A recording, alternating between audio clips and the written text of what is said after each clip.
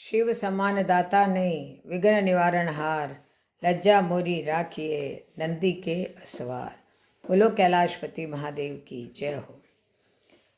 देखो, यदि आपने जीवन के 50 वर्ष पार कर लिए हैं तो अब लौटने की तैयारी प्रारंभ कर दो। इससे पहले कि देर हो जाए, इससे पहले कि सब किया धरा निरर्थक हो जाए। अरे लौटना क्यों है, लौटना कहाँ है और लौटना कैसे है, इसे जानने समझने एवं लौटने का निर्णय लेने के लिए आप टॉलस्टॉय की मशहूर कहानी जो मैं आज आपको बता रही हूँ वो सुनो। लौटना कभी आसान नहीं होता है। एक आदमी राजा के पास गया क्योंकि वो बहुत गरीब था। उसके पास कुछ भी नहीं था, उसे मदद चाहिए। राजा बहुत दयालु था।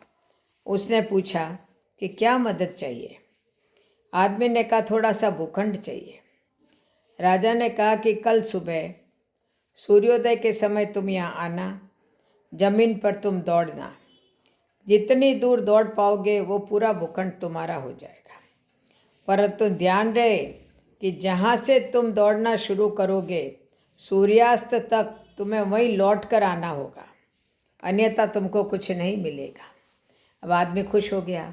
सुबह हुई, सूर्योदय के साथ आदमी दौड़ने लगा।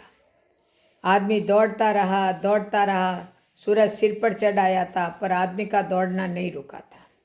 वो हाँफ रहा था पर रुका नहीं था। थोड़ा और, एक बार की मेहनत है, फिर पूरी जिंदगी आराम है। शाम होने लगी। आदमी को याद आया कि लौटना भी है वापस, नहीं तो फिर कुछ नहीं मिलेगा। उसने देखा वो काफ़ी दूर चला आया था। अब उसे लौटना था, पर कैसे लौटता। सूरज तो पश्चिम की ओर मुड़ चुका था। आदमी ने पूरा दम लगाया, वो लौट सकता था, पर समय तेजी से बीत रहा था। थोड़ी ताकत और लगानी होगी। वो पूरी गति से दौड़ने लगा, पर अब दौड़ा ही नहीं जा रहा था। वो थक कर गिर गया। उसके प्राण वहीं पर निकल गए। राजा यह सब देख रहा था। अपने सहयोगी के साथ वहाँ गया जहाँ आदमी ज़मीन पर गिरा था। राजा ने उसे गौर से देखा, फिर सिर्फ इतना कहा, इसे सिर्फ 2 गज जमीन की दरकार थी। नहा कि इतना दौड़ रहा था। आदमी को लौटना था पर लौट नहीं पाया। वो लौट गया वहाँ जहाँ से कोई लौट कर आता ही नहीं। अब जरा उस आदमी की जगह अपने आप को रख कर कल्पना करें, कहीं हम भी तो वही भारी भूल नहीं कर रहे हैं जो उसने की। हमें अपने चाहतों की सीमा का पता नहीं होता। हमारी ज़रूरतें तो सीमित होती है, पर चाहते अनंत है, बहुत ज़्यादा चाहते हैं। अपनी चाहतों के मोह में हम लौटने की तैयारी ही नहीं करते। जब करते हैं तो बहुत देर हो चुकी होती है, फिर हमारे पास कुछ भी नहीं बचता। अतः आज अपनी डायरी और पेन उठाएं और कुछ प्रश्न एवं उनके उत्तर अनिवार्य रूप से लिखें कि मैं जीवन की दौड़ में सम्मिलित हुआ था, आज तक कहाँ पहुँचा, आखिर मुझे जाना कहाँ है और कब तक पहुँचना है। इसी तरह दौड़ता रहा तो कहाँ और कब तक पहुँच पाऊँगा।